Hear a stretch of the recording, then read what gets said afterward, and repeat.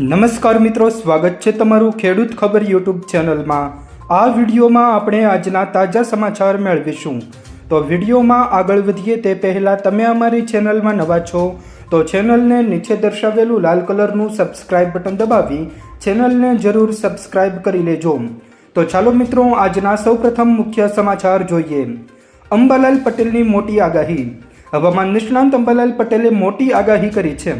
આગાહી અનુસાર ડિસેમ્બર મહિનાના પ્રથમ સપ્તાહમાં ઠંડીની શરૂઆત થવાની સંભાવના છે। 22 ડિસેમ્બર પછી ભારે ઠંડી પડવાની શક્યતા છે। 22 ડિસેમ્બર પછી મહત્તમ તાપમાન 34 થી 35 ડિગ્રી રહેશે। 17 થી 20 નવેમ્બર સુધી અરબી સમુદ્રમાં લો પ્રેશર બનવાની શક્યતા છે। લો પ્રેશર સિસ્ટમ સક્રિય થતાં રાજ્યમાં માવઠું પડશે તેવી આગાહી પણ અંબાલાલ પટેલે કરી છે। અંબાલાલ પટેલના જણાવ્યા પ્રમાણે ડિસેમ્બર મહિનાથી ગુજરાતમાં કડકડતી ઠંડીની શરૂઆત થશે। ત્યારબાદના મહત્વના સમાચાર તરફ આગળ વધીએ। વિદ્યાર્થીઓ માટે સારા સમાચાર આવ્યા। આ યોજનાને મંજૂરી મળી। મિત્રો, મોદી સરકારે વિદ્યાર્થીઓને આર્થિક સહાય પૂરી પાડવા માટે પીએમ વિદ્યાલક્ષ્મી યોજના શરૂ કરી છે। તેનાથી દર વર્ષે 22 લાખ વિદ્યાર્થીઓને ફાયદો થશે। આ યોજના હેઠળ 3%ના દરે 10 લાખ રૂપિયાની લોન સરળતાથી મળી જશે। નાણાંના અભાવે વિદ્યાર્થીઓ ઉચ્ચ શિક્ષણથી વંચિત ન રહે તે માટે સરકારે આ યોજના શરૂ કરી છે। આ યોજના હેઠળ વિદ્યાર્થીઓને ભણવા માટે આર્થિક સહાય પૂરી પાડવામાં આવશે, એટલે કે વિદ્યાર્થીઓને પૈસા આપવામાં આવશે। ત્યારબાદના મહત્વના સમાચાર તરફ આગળ વધીએ। સોના અને ચાંદીના ભાવમાં ઘટાડો થયો। મિત્રો, સોના અને ચાંદીના ભાવમાં ઘટાડો જોવા મળ્યો છે। આજે 10 ગ્રામ 24 કેરેટ સોનાની કિંમત 460 રૂપિયા ઘટીને 78,106 રૂપિયા થઈ ગઈ છે। મંગળવારે તે કિંમત 78,566 રૂપિયા હતી। ચાંદીના ભાવમાં 2,268 રૂપિયાનો ઘટાડો થયો છે અને તે 91,993 રૂપિયા પ્રતિ કિલોના ભાવે થયો છે। અગાઉ ચાંદીનો ભાવ 94,261 રૂપિયા હતો। તે જ મહિનામાં 23 ઓક્ટોબરે ચાંદીનો ભાવ 99,151 રૂપિયા ઓલ ટાઈમ હાઈની સપાટી પર પહોંચી ગયો હતો। 30 ઓક્ટોબરે સોનાએ 79,681 રૂપિયાની ઓલ ટાઈમ હાઈ સપાટી બનાવી હતી। જોકે મિત્રો, આજે સોના અને ચાંદીના ભાવમાં ઘટાડો જોવા મળ્યો છે। ત્યારબાદના મહત્વના સમાચાર તરફ આગળ વધીએ તો આજે પાવાગઢ મંદિર બંધ રહેશે। મિત્રો, વાત કરીએ તો રાજ્યનું પ્રસિદ્ધ શક્તિપીઠ અને યાત્રાધામ એવું પાવાગઢ મંદિર આજે બંધ રહેશે। સામે આવેલી માહિતી અનુસાર શક્તિપીઠ પાવાગઢ મંદિરમાં ચોર ઘૂસ્યા હતા। હવે એવો નિર્ણય લેવામાં આવ્યો છે કે ચોર ઘૂસ્યાના 11મા દિવસે મંદિર ટ્રસ્ટ ગર્ભગૃહને શાસ્ત્રોક્ત વિધિ મુજબ શુદ્ધ કરવામાં આવશે। શુક્રવારના દિવસે નિજ મંદિરના દ્વાર સાંજે 4 વાગ્યા સુધી જ ખુલ્લા રાખવામાં આવશે। શનિવારે સવારે 6 વાગ્યાથી દર્શન કરી શકાશે। મિત્રો, વાત કરીએ તો પાવાગઢ મંદિરમાં ગર્ભગૃહમાં ચોરી બનવાની ઘટના થઈ હતી। તેના કારણે મંદિરને શુદ્ધ કરવામાં આવશે અને ફરી વખત શનિવારથી મંદિર દર્શન માટે ખુલ્લું મૂકવામાં આવશે। ત્યારબાદના મહત્વના સમાચાર તરફ આગળ વધીએ તો મગફળી વેચવા માટે 3,29,552 ખેડૂતોએ નોંધણી કરાવી। રાજ્ય સરકાર દ્વારા દર વર્ષે લાભ પાચમથી ટેકાના ભાવે મગફળીની ખરીદી શરૂ કરવામાં આવતી હોય છે। આ વખતે પણ સરકારે મગફળી સહિત ખેતી ઉપજો વેચવા માટે ઓનલાઈન નોંધણીની મુદત તારીખ 10 નવેમ્બર સુધી લંબાવી ખરીદીની તારીખ 11મી મેના 11મી તારીખથી સોમવારથી શરૂ થઈ છે, જેમાં ગઈકાલે સાંજ સુધીમાં 3,29,552 ખેડૂતોએ મગફળીની ટેકાના ભાવે વેચવા માટે નોંધણી કરાવી છે। મિત્રો, વાત કરીએ તો વર્તમાન સમયમાં મગફળીના સારા ભાવ મળી રહ્યા છે, જેનાથી ખેડૂતોને ફાયદો પણ થઈ રહ્યો છે। ત્યારબાદના મહત્વના સમાચાર તરફ આગળ વધીએ તો 400 રૂપિયામાં મળશે ગેસ સિલિન્ડર।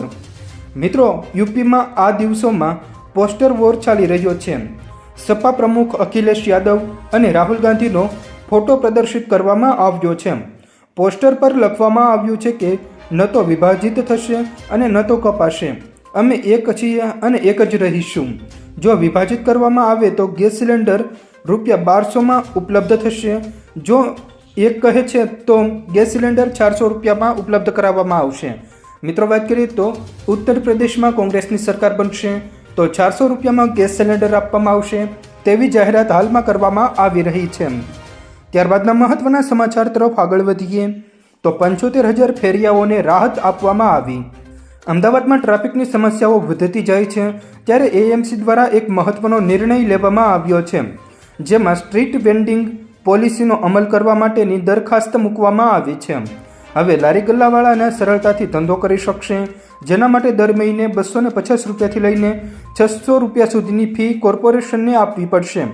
મણિનગર, ભદ્ર, ઠક્કર બપ્પાનગર તેમજ બોપલ સહિતના 415 સ્થળો પર 62,056 ફેરિયાઓને ઊભા રહેવાની મંજૂરી આપવામાં આવશે. આમ મિત્રો વાત કરીએ તો ફેરિયાઓને દુકાન ખુલ્લી રાખવી હોય તો કોર્પોરેશનમાં ફી જમા કરાવવી પડશે. ત્યારબાદના મહત્વના સમાચાર તરફ આગળ વધીએ તો ગેરરીતિ આચરનાર અને અનાજના દુકાનદારોને થશે દંડ. મિત્રો વાત કરીએ તો પંચમહાલ જિલ્લા પુરવઠા વિભાગે અનાજ વિતરણ વ્યવસ્થામાં ગેરરીતિ આચરનાર અને સસ્તા અનાજના દુકાનદારો સામે સપાટો બોલાવ્યો હતો. જિલ્લાની 14 સસ્તા અનાજની દુકાનોના પરવાના કાયમી રદ કરવામાં આવ્યા છે, તેમજ 6 સસ્તા અનાજની દુકાનોના પરવાનો 90 દિવસ માટે મોકૂફ રાખવામાં આવ્યો છે. આ સિવાય રદ મોકૂફ કરાયેલા તમામ દુકાનદારોને 72,61,000 રૂપિયાનો દંડ ફટકારવામાં આવ્યો છે. મિત્રો, દુકાનદારોને 32,61,000નો દંડ ફટકારવામાં આવ્યો છે, જેનાથી ગેરરીતિ તેઓ ફરી વખત ન કરે. ત્યારબાદના મહત્વના સમાચાર તરફ આગળ વધીએ. જાહેરમાં થૂંકનારાઓ સામે કાર્યવાહી, 9 લાખ રૂપિયાનો દંડ થશે. મિત્રો, સુરતમાં પહેલીવાર મોટી સંખ્યામાં થૂંકબાજો સામે કાર્યવાહી કરવામાં આવી છે. રોડ ઉપર થૂંકનારા સામે કડક કાર્યવાહી કરવામાં આવી છે. સુરત પાલિકાએ વિવિધ વિસ્તારમાં 9 લાખ રૂપિયા સુધીનો દંડ ફટકાર્યો છે. દિવાળી, નવા વર્ષ સહિત રોડ પર થૂંકનારા 52,000 લોકોને દંડ ફટકારવામાં આવ્યો છે. 5,200 જેટલા લોકોને દંડ ફટકારવામાં આવ્યો છે. બ્રિજ, ડિવાઈડર, રસ્તા અને સર્કલોના રંગોને નુકસાન કરનારા સામે કાર્યવાહી કરવામાં આવી છે. સાથે હવેથી કમાન્ડ એન્ડ કંટ્રોલ સેન્ટરના 4,500 સીસીટીવી કેમેરાથી 24 કલાક નજર પણ રાખવામાં આવશે. ત્યારબાદના મહત્વના સમાચાર તરફ આગળ વધીએ તો સ્થાનિક સ્વરાજ્યની ચૂંટણીઓને લઈને મહત્વના સમાચાર આવ્યા. મિત્રો, સ્થાનિક સ્વરાજ્યની ચૂંટણીઓને લઈને મહત્વના સમાચાર સામે આવ્યા છે. અનામત અંગેનું નોટિફિકેશન જાહેર કરવામાં આવ્યું છે. ખેડા જિલ્લા પંચાયત અને ગાંધીનગર કઠલાલ કપડવંજ તાલુકા પંચાયતની બેઠકો માટે રોટેશન જાહેર કરવામાં આવ્યું છે. બનાસકાંઠા જિલ્લા પંચાયત તથા અન્ય તાલુકા પંચાયતોને બેઠકોનું રોટેશન હવે ક્રમશઃ જાહેર થશે. સરકારે ઓબીસી અનામત 10%થી વધારીને 27% કરી છે. ત્યારબાદના મહત્વના સમાચાર તરફ આગળ વધીએ. નીટ યુજી 2024ની ફરીથી નહીં થાય પરીક્ષા. મિત્રો, વાત કરીએ તો નીટ યુજી પરીક્ષાને લઈને મોટા સમાચાર સામે આવ્યા છે. સુપ્રીમ કોર્ટમાં 2 ઓગસ્ટના નિર્ણયની સમીક્ષાની માંગણી કરતી અરજીને ફગાવી દીધી હતી.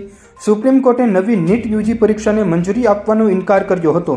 આ દરમિયાન સુપ્રીમ કોર્ટે કહ્યું કે રેકોર્ડમાં ઉપલબ્ધ સામગ્રીના આધારે ફરીથી પરીક્ષા યોજાવી યોગ્ય નથી. કોર્ટે રિવ્યુ પિટિશન ઓપન કોર્ટમાં લિસ્ટ કરવાની વિનંતી પણ ફગાવી દીધી છે.